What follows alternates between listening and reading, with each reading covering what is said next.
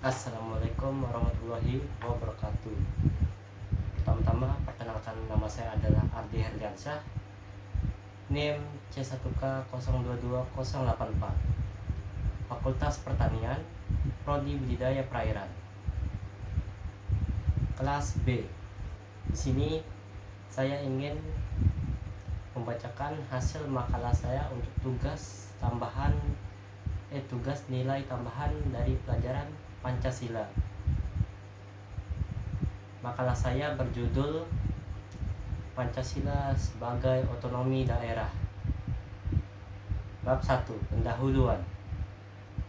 Latar belakang pada masa sebelum 1998, kekuasaan pemerintah pusat negara Republik Indonesia sangat sentralistik dan semua daerah di Republik ini menjadi perpanjangan tangan kekuasaan Jakarta atau disebut pemerintah pusat. Dengan kata lain, rezim Orde Baru mewujudkan kekuasaan sentripetal, yakni berat sebelah memihak, pusat bukan pinggiran atau daerah. Daerah yang kaya akan sumber daya alam ditarik keuntungan produksinya dan dibagi-bagi di antara elit Jakarta, alih-alih diinvestasikan untuk pembangunan daerah. Akibatnya, pembangunan antara di daerah dengan di Jakarta menjadi timpang. B.J. Habibie yang menggantikan Soeharto sebagai presiden pasca Orde Baru membuat kebijakan politik baru yang mengubah hubungan kekuasaan pusat dan daerah dengan menerbitkan Undang-Undang Nomor 5 Tahun 1999 tentang pelaksanaan otonomi daerah atau yang bisa disebut sebagai desentralisasi. Dengan terbitnya undang-undang ini, daerah tidak lagi sepenuhnya bergantung pada Jakarta dan tidak lagi mau didikte oleh pusat. Bahkan beberapa daerah seperti Aceh, Riau, dan Papua menurut kemerdekaan dan ingin berpisah dari Republik Indonesia. Pada awal masa reformasi, selain adanya keinginan provinsi memisahkan dari Republik, juga bermunculan konspirasi dari berbagai daerah yang menginginkan dilakukannya pemekaran provinsi atau kabupaten dalam upaya membentuk provinsi dan kabupaten baru ini. Tarik-menarik antara kelompok dan yang disetujui dan tidak disetujui terhadap pemekaran daerah sebagai akibat dari otonomi daerah meningkatkan suhu politik lokal. Indikasi ini tercermin dari munculnya ancaman dari masing-masing kelompok yang pro dan kontra terhadap terbentuknya daerah baru. Mobilisasi massa dengan sentimen kesukuan bukan sampai ancaman pembunuhan. B.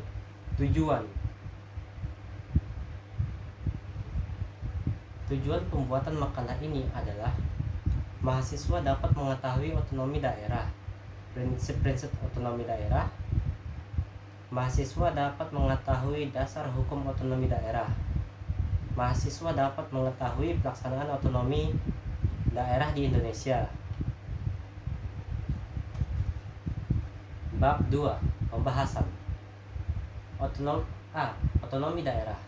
Otonomi daerah merupakan suatu bentuk respon dari pemerintah atas berbagai tuntutan masyarakat terhadap tatanan penyelenggaraan negara dan pemerintahan.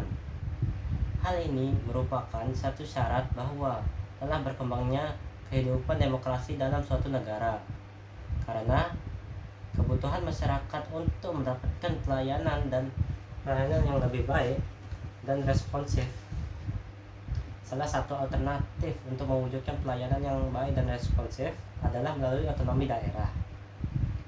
Dengan adanya perubahan lingkungan strategis dalam sistem pemerintahan daerah di Indonesia dan diberlakukannya Undang-Undang Nomor 22 Tahun 1999 Hal ini memberikan kesempatan kepada daerah baik provinsi maupun kabupaten atau kota mempunyai kewenangan dalam mengatur dan mengurus kepentingan masyarakat setempat menurut prakarsa sendiri berdasarkan aspirasi masyarakat sesuai dengan peraturan perundang-undangan yang berlaku.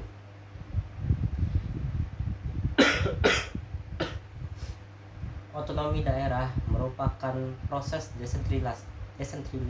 desentralisasi kewenangan yang semula berada di pusat kemudian diberikan kepada daerah secara utuh dengan tujuan agar pemerintah daerah dapat memberikan pelayanan yang lebih dekat kepada masyarakat, dapat mempercepat pertumbuhan ekonomi daerah,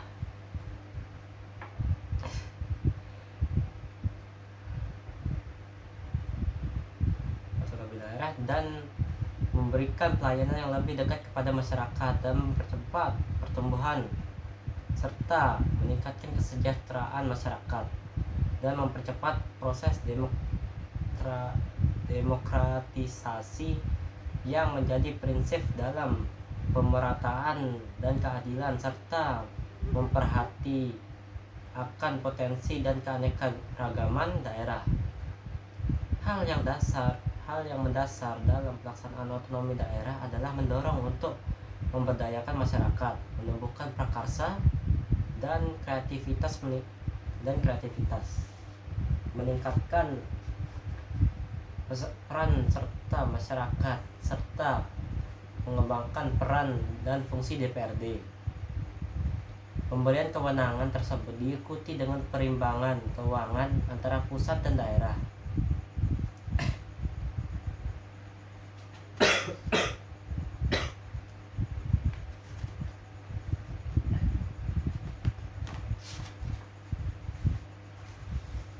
Pelaksanaan otonomi daerah di Indonesia.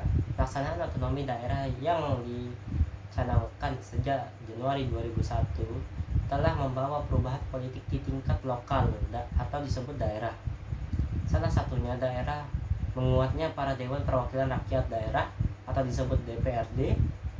Jika di masa sebelumnya DPRD hanya sebagai stempel karet dan kedudukannya di bawah legislatif, setelah otonomi daerah, peran legislatif menjadi lebih besar, bahkan memberhentikan kepala daerah.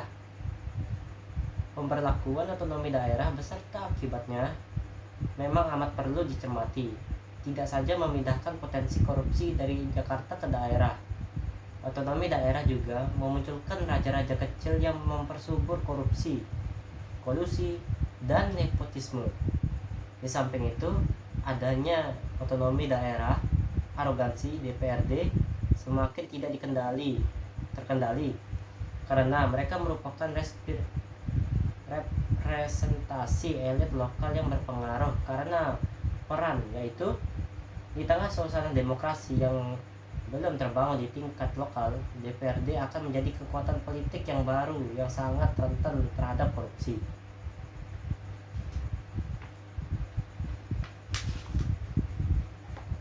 Bab 3. Penutup.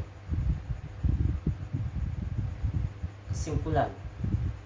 Negara Kesatuan Republik Indonesia mempunyai perangkat hukum yang mengatur pemerintah daerah sesuai amanat Undang-Undang Dasar 1945, yaitu Undang-Undang Nomor 32 Tahun 2004 tentang Pemerintahan Daerah, Undang-Undang Nomor 32 Tahun 2004 yang mengatur secara jelas memperlakukan otonomi daerah.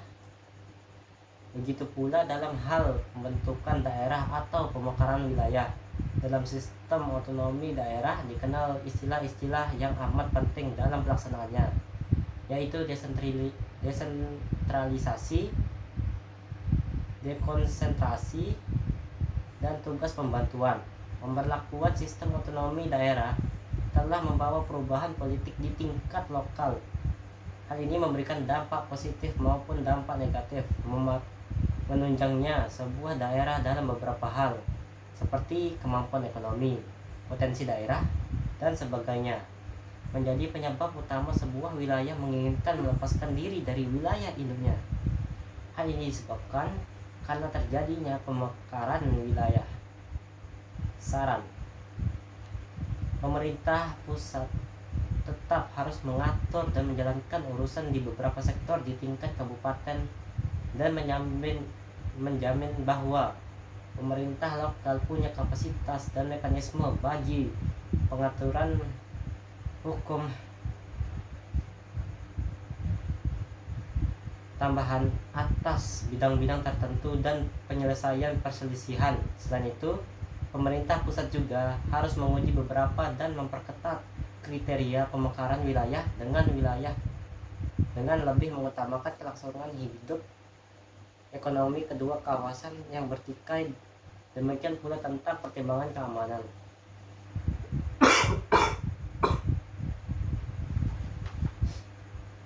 Daftar pustakanya tidak perlu kita baca, jadi terima kasih. Assalamualaikum warahmatullahi wabarakatuh. Dengan ini saya menyatakan presentasi saya hari ini tentang makalah Pancasila saya yang itu berjudul Pancasila sebagai otonomi daerah. Otonomi daerah sudah selesai. Dan nilai tambahan Pancasila semoga saja bisa sangat membantu bagi saya. Terima kasih Pak Zedi.